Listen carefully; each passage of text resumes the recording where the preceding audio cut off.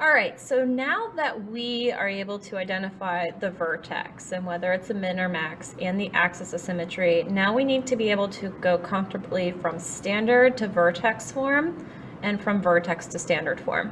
So we're going to start by going from vertex form to standard form. I do think that that's a little bit easier to start out with. So what we want to do, if we're going to do that, all right, is we want to deal with the squared first.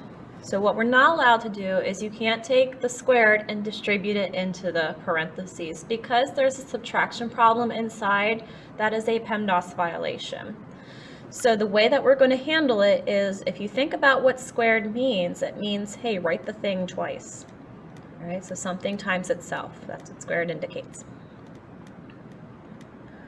So it may have been a while, but we have a system to multiplying this out, okay? First, outer, inner, last. So we're going to distribute the x to the x and the h. All right, so that's going to get me x squared minus hx. I'm going to do it again, this time with the h. So negative h times x is still negative hx. And negative h times negative h is positive h squared. What you need to be careful of is you want to put this in parentheses because you still have the a that's hanging around outside. And we still have the plus k. So I'll go ahead and clean this up a little bit, make it a little bit shorter. All right, so we have a x squared. You can combine hx and hx. That's two groups of hx's. Plus h squared. And now I have room to write my plus k. So last but not least, we're going to go ahead and we're going to distribute our a to the parentheses. And I'm going to write my answer over here. So we have ax squared minus 2ahx plus ah squared plus k. There's no other way that you can condense that down. There's no like term, so you have to stop working. Right? So what just happened is, for short, we say we FOILed everything out. We did first, outer, inner, last. We multiplied the a inside, and we just stuck the plus k on the end where it goes. Okay, so we FOILed everything out. So what we need to realize is, well, in standard form, we call the number in front of x squared capital A. So it turns out that capital A and little a are actually the same number. All right. Whatever's in front of x is b. So what you have to realize is when you FOILed everything out, this was all in front of x. So technically all of this would have to be equivalent to your b value. So anything after x is classified as c. So all of this stuff right here, all together, that makes up your c value. All right. So fun fact, c is your y-intercept. So if you ever want to know what the y-intercept is, you could always use the formula ah squared plus k. C is the y-intercept, ah squared is c, so ah squared plus k is c and the y-intercept. All right, so we're going to try putting this into standard form. I'm going to actually use the shortcuts for letter A, and then I'll do it the long way for letter B, and you can kind of see which one is your preference. So letter A, first off, I want to identify that A is -1, right? There's a negative in front, so that's there. All right, to get my B, I'm going to use the formula -2ah. So that would be -2 times -1, and h would be 1. So that's going to get me +2. And to do C, I want to use ah squared, whoops, here we go, ah squared plus k. Well, a is -1, h is 1, so if you square it, you still get 1. And k is 4. So my c value is going to be 3. So once you know your a, b, and c, you can just plug it into standard form. So we're going to write negative x squared, right, plus b is 2, so 2x, plus c is 3. Right. Now here's the deal on that. That does shorten your workload up a little bit. All right. But the formulas are not given to you. That's a courtesy thing. So you would have to memorize negative 2ah and ah squared plus k. You'd have to memorize them. So what do you do if it comes test time and you forget the formulas? You can FOIL it all out. So we can write x plus 1 times x plus 1 minus 2. You can write it all out. All right. First, outer, inner, last. So we have x squared. You're going to get 1x and 1x, so that's going to make 2x eventually. And then you'll have plus 1. If you can FOIL in your head, that is going to be a huge time saver for you to be able to do that in your head.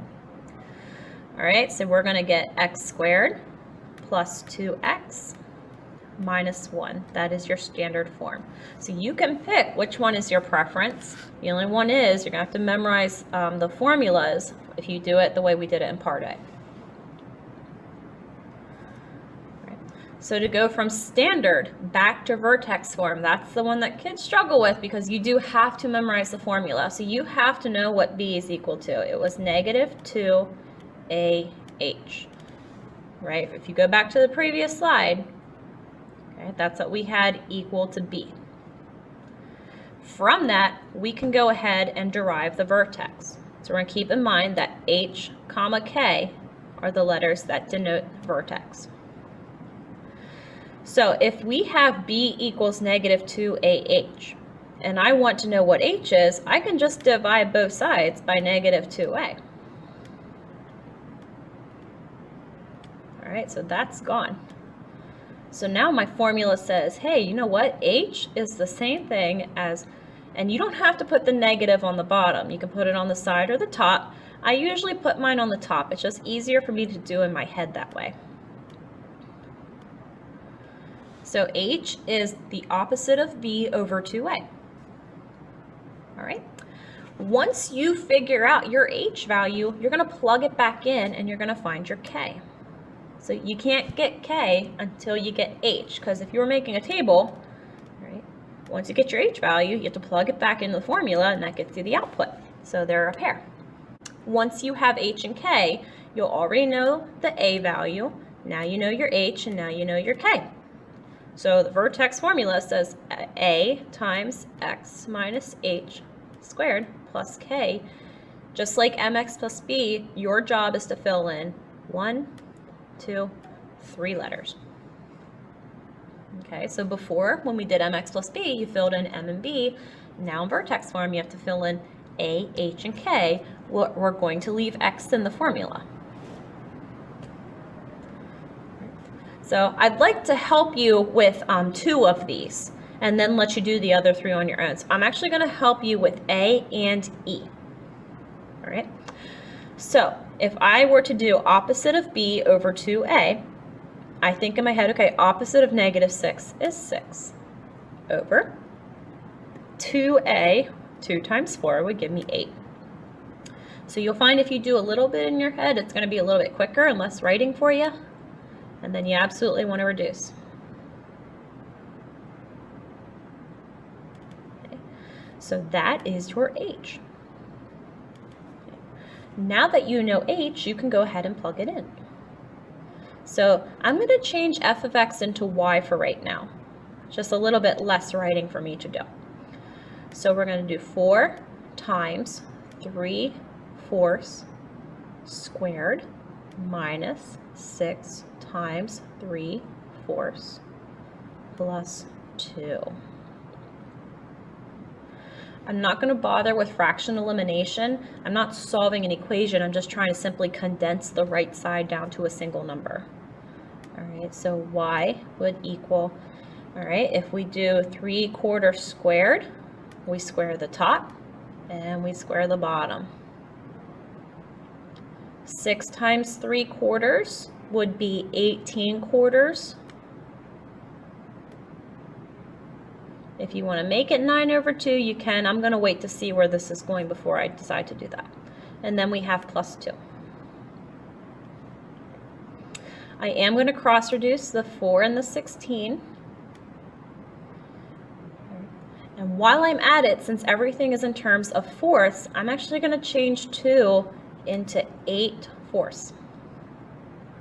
Right, now they all have a common denominator. I can just go right across the top and add or subtract. So if I do 9 minus 18, I get -9, plus 8 gets me -1. So y equals -1. And we don't want to forget that a is equal to 4. So whatever's in front of x squared, that's your a value. So now you get to take your h, your y, which is technically your k, because you got that by using h, and your a, and we're going to put them into the vertex formula. All right, so f of x equals a, which is 4, parentheses, x minus 3/4 squared. And you can write plus -1. I just write -1. It's a little bit easier that way. So that's how I'd handle problems like that. If you want to see it again, here's where you need to be careful, okay? So for letter E, we do have some fractions in here, and a lot of kids kind of shy off when they see fractions. Fractions are just numbers. You can still make them work. All right, if you try to do the opposite of b over 2a, you're going to have to do opposite of 1/2, which is positive 1/2, over, right, 2a, 2 times 1/5 would get you 2/5. That's okay that looks like that. If I were to rewrite this in a different form, I'm going to do it kind of up here to show you what I'm doing. That's the same thing as saying 1/2 divided by 2/5. So if I want to compute that without a calculator, I'm going to keep, change, and flip the second fraction. And then I'm going to just multiply sideways. And I get 5/4. So my h value is 5/4. So just because you have a fraction over a fraction does not mean that it's not going to be doable. All right, you just have to kind of think outside the box a little bit. Now that we know h, we're going to go ahead and get our k. All right, so I have to do 1/5 times, I'm going to do this in my head, 5/4 squared is 25/16. All right, if I do 1/2 times 5/4, I get 5/8 plus 4. I would absolutely cross reduce 5 and 25. So now I have 5 over 16. I'm going to change this to 10 over 16 so that I have a common denominator. And while I'm at it, I'm going to change the 4 into 64 over 16. That just comes from me knowing my 16 times tables. I know 64 divided by 16 is 4. 5 minus 10, that's -5, plus 64 gets you 59, all over 16. So that is your k value. So now you have h, now you have k, and a is 1/5. So now you're ready to go. All right, set it all up. So we're going to write f of x equals 1/5, parenthesis, x minus 5/4 squared plus 59/16. So you can see that you are going to have relatively strong fraction skills to be successful in doing this. So it's really important that you're practicing those fraction skills over and over and not constantly reverting to a calculator. All right, there's going to be times when a calculator is not going to be your friend, it's not going to be helpful, so it's better to practice this by hand. All right, so I'm going to pause the video, I'm going to work up B, C, and D, I'll unpause, and then you can check your answers.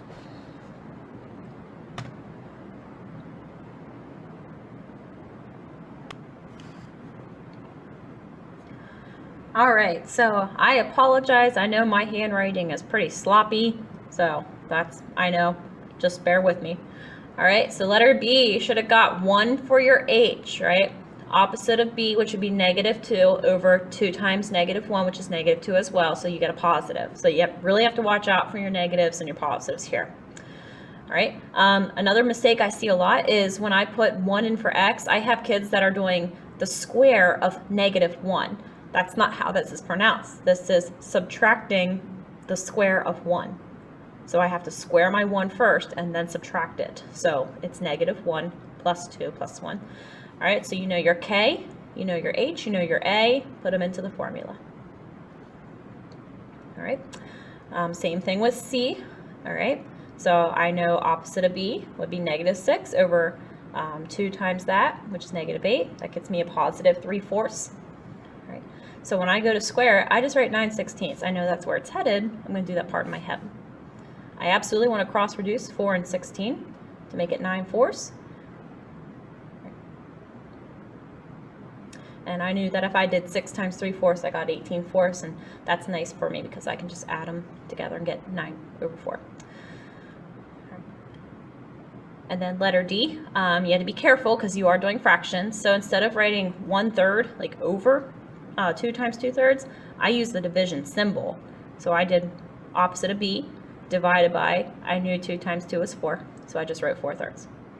Keep, change, flip, you get a quarter. Go back, plug it in. All right. All right, so we are almost done with this part of our notes. We have one more section to do, and it deals with increasing and decreasing, but that's something I want to do in another video because it's kind of like its own little topic. So next video, I'll be talking about increase and decrease.